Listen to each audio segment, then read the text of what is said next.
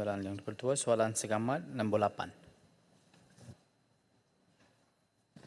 Terima kasih Puan Speaker. Terima kasih Yang Berhormat Ahli Yang Berhormat Segamat. Soalan yang cukup penting. Untuk maklumat Yang Berhormat, menurut laporan Prevention and Control of Non-Communicable Disease in Malaysia, The Case for Investment 2021, jumlah kos penjagaan kesihatan langsung ataupun direct cost oleh kerajaan bagi penyakit metabolik adalah sebanyak 3.3 bilion ringgit Malaysia, iaitu sebanyak 7.3% daripada jumlah keseluruhan kos penjagaan kesihatan yang berjumlah 45.3 bilion yang dibelanjakan oleh kerajaan Malaysia pada tahun 2021. Berdasarkan laporan yang sama, beban ekonomi terhadap penyakit tidak terhad hanya kepada kos penjagaan kesihatan langsung sahaja, tetapi turut melibatkan kos tidak langsung. Kos tidak langsung bagi penyakit metabolik terutama diabetes adalah sebanyak 24.3 bilion ringgit Malaysia. Kos tidak langsung ini berpunca daripada kehilangan produktiviti berikutan ketidakhadiran, absenteeism, kehadiran tidak produktif, presenteeism atau kematian pramatang. Isu presenteeism dan absenteeism sering timbul akibat komplikasi diabetes seperti keletihan, penglihatan kabur dan peningkatan risiko jangkitan. Keadaan ini mengakibatkan penurunan produktiviti kerana pesakit diabetes mungkin mengalami kesukaran untuk memberikan tumpuan atau memenuhi keperluan kerja intensif. Dalam jangka panjang, kekerapan ketidakhadiran dan kecekapan kerja yang rendah membawa kepada kerugian ekonomi yang besar bagi negara.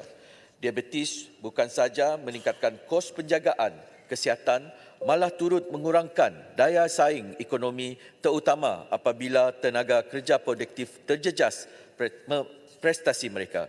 Secara keseluruhan, jumlah beban ekonomi iaitu mengambil kira kos penjagaan kesihatan secara langsung dan kos tidak langsung bagi penyakit metabolik terutama sekali diabetes di Malaysia adalah sebanyak 27.7 bilion. Menurut laporan Prevention and Control of Non-Communicable Disease in Malaysia, The Case for Investment 2021 juga, jumlah keseluruhan beban ekonomi bagi 4 penyakit tidak berjangkit, penyakit kardiovaskular, penyakit metabolik terutamanya diabetes, penyakit kanser dan penyakit respiratori kronik adalah sebanyak 64.2 bilion. Kos rawatan khusus untuk penyakit diabetes di Malaysia adalah sangat tinggi dan terus meningkat dari tahun ke tahun. Peningkatan ini disebabkan oleh faktor termasuklah jumlah pesakit diabetes yang kian bertambah, keperluan infrastruktur, pemeriksaan makmal, rawatan berterusan seperti ubat-ubatan serta komplikasi jangka panjang yang memerlukan rawatan khusus seperti dialisis untuk kegagalan buah pinggang. Sekian, terima kasih. Segamat. Terima kasih Timbalan Yang Dipertua, terima kasih Yang Berhormat Timbalan Menteri. Sebelum saya mengajukan soalan tambahan saya ingin juga mengalu-alukan daripada Persatuan Guru-Guru Besar Batu Pahat yang berada di dalam Dewan Yang Mulia ini bagi pihak Ahli Parlimen Batu Pahat. Dan soalan tambahan saya kepada Yang Berhormat Timbalan Menteri, isu berkenaan dengan pengambilan gula dan juga related disease is actually at the critical level dalam Malaysia. Dan saya yakin kementerian sedang mengambil segala langkah-langkah untuk membantu. Dengan kos insulin dan dialisis yang tinggi, apakah langkah yang diambil oleh KKM atau kerajaan untuk memastikan setiap pesakit diabetes, terutamanya dari golongan berpendapatan rendah ataupun dalam golongan miskin yang mempunyai akses kepada rawatan ini tanpa beban kewangan yang besar? Dan adakah KKM mempertimbangkan subsidi tambahan bagi kos insulin dan dialisis dalam kes yang akan datang supaya kita boleh memberi akses supaya kesihatan orang-orang yang kurang berpendapatan ini dapat juga dibela. Sekian, terima kasih. Terima kasih Yang Berhormat Segamat. Satu soalan yang cukup baik. Berdasarkan maklumat ataupun tinjauan kesihatan dan mobiliti kebangsaan 2023, Seramai 3.5 juta rakyat Malaysia menghadapi diabetes dan prevalent diabetes adalah sebanyak 15.6%. Isu yang dibangkitkan adakah kerajaan akan memberikan tambahan dari sudut subsidi. Baru-baru ini KKM ingin mengucapkan banyak terima kasih kepada Yang Amat Berhormat Perdana Menteri kerana telah pun menerima cadangan daripada Kementerian Kesihatan, terutama sekali bahagian perawatan, apabila untuk mengurangkan komplikasi pesakit diabetes, termasuk komplikasi kardiovaskular dan juga buah pinggang. Kerajaan di dalam Belanjawan 2025 telah pun mengumumkan peruntukan sebanyak 87.1% untuk membeli SGLT2 yang akan dinikmati oleh 280,230 pesakit diabetes. Ini adalah merupakan ubat inhibitors tambahan untuk menambah kesan jangka panjang kepada buah pinggang.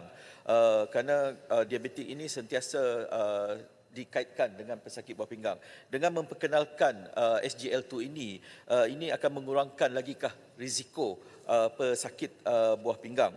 Dan juga jumlah pertambahan adalah sangat-sangat besar. Ketika ini penggunaan SGL2 hanya sekitar 3,000 lebih, tetapi dengan memperkenalkan peruntukan sebanyak 87.1 juta ini, peningkatan adalah kepada 280,000. Dan begitu juga kerajaan sedang meningkatkan peruntukan hampir 50 juta dibelanjakan untuk meningkatkan penggunaan peritoneal dialysis PD.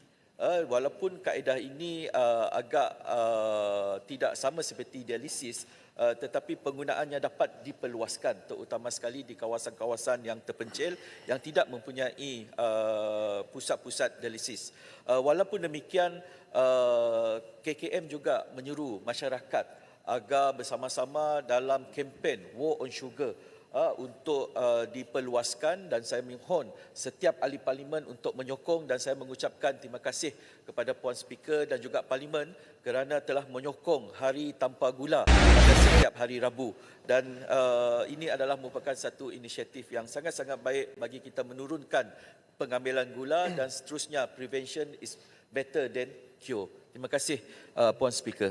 Muar. Terima kasih. Saya memuji usaha kerajaan yang